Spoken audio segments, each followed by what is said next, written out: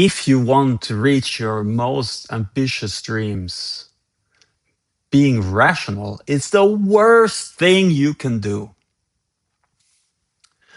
All our lives, we've been told that we should play it safe, we should be realistic, we should avoid risks. Listen, all of that is just going to set you up for failure, or at least a really boring standard career and retirement at the standard age with the standard memories, standard living situation, and the standard experience of life. Do you want to be average? No. My name is Martin Anderson. My name is Martin, and I founded million-dollar companies in the online ad sector simply by being delusional. Because think about it, who am I? Who was I to think that I would make an absurd amount of money? Why should it be me? I'm not even the best in my class. There's other people way richer, way more experienced, way more intelligent than me. Why should I go ahead and dare to dream about reaching those results? I didn't care about it. I was delusional enough to believe that I could make it happen until one day, 8 years later, it really was the case. It was my life. And I hope that I can inspire you today to dare to break free of the mental prison that this idea of being rational actually is.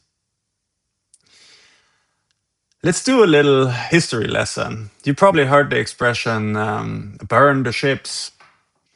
Do you know what's behind it? It's the story about the conquistador, like similar kind of dude like Columbus, that was sailing around about 500 years ago. And he had a dream about capturing the huge pile of gold that the Aztecs were holding on to, like a local, like an indigenous tribe, very powerful, based in Mexico.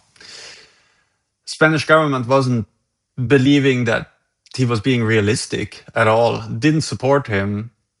Yet he took 500 men and sailed away from Cuba despite not being allowed to, and landed on Mexico. And there is where he did the famous act, namely to burn the ships, so actually just destroyed them. He did it because his men were afraid, and they were rightfully so afraid, because the Aztecs were outnumbering them by 400 soldiers to one. Totally delusional, right? They went ahead anyway, and along the way, some crazy fortunate things happened. They carried diseases that were working in their favor. The Aztecs were getting infected and died. Other tribes that didn't like the Aztecs came and joined the cause. And after much pain and suffering, Hernán Cortés could indeed fulfill his greatest dream and lay his hands on the big pile of gold that the Aztecs were holding. I don't tell this story in order to inspire you to go and conquer some indigenous people in the rainforest anywhere, as I'm sure you understand. I'm telling it about the great power, to exemplify the great power that a dream can have for you. And I want to encourage you to dare to dream big.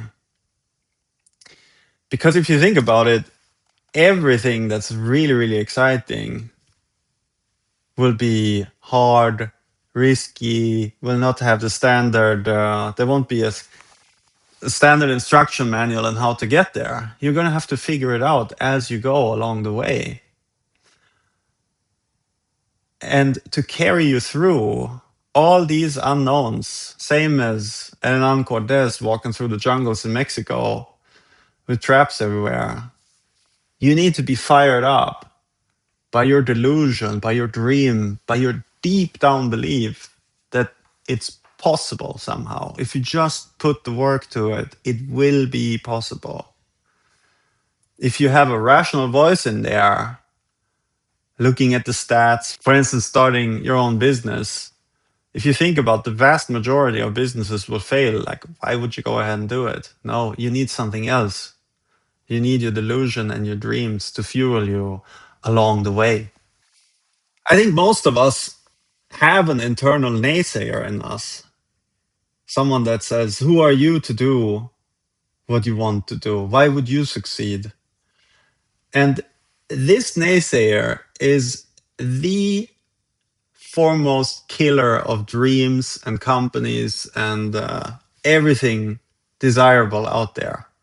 And it's a silent killer because nobody sees it, right? Because it kills your idea before you even given it a go. You have to replace that naysayer with something. And that something is a bold vision that excites you. You jump over all the hurdles and you go to your end state and you live there and you feel it to such a degree that in the end it becomes your own. When I started my journey in becoming an entrepreneur in online advertising, most of the people that I studied with went with a rational option.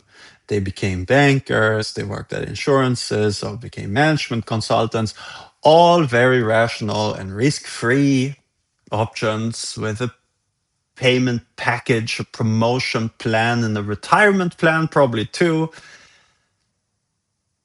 But I didn't want that. I think most people don't really want that. It's just that they don't dare to dream big enough. And then they get stuck. But you and I, we're not going to get stuck here. We're going to allow ourselves to dream. So before I had anything, I dreamt about huge paychecks. I knew exactly the sum that I was dreaming about that would come into my bank account. And then I went ahead and dreamt about what I would do with that paycheck. I was visualizing that I would take my parents out to restaurants. Or when I was really short on cash, part of my dream was to fill my fridge with San Pellegrino sodas because I loved them at the time and they were quite expensive for me. I was imagining my friends congratulating me on my success and my enemies to shake their fists at the screen when they saw how far I've come. All of that is a fuel that got me through all the stress and all the long nights and the exhaustion and also the battle with the uncertainty that it is to start something. You will have setbacks, of course,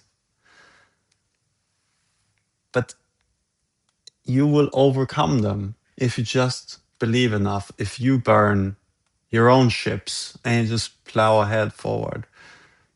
All the most successful people in the world, they're totally delusional.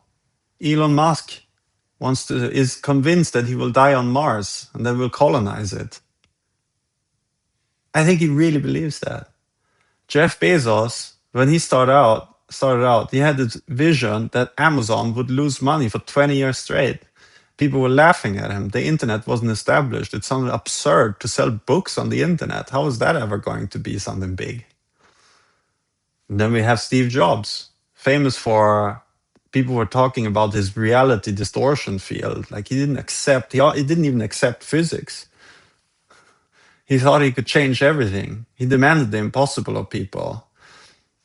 And so they created impossible products and were light years ahead of everybody else. Might sound a bit esoteric, but the mindset is crazy important when you set out on something.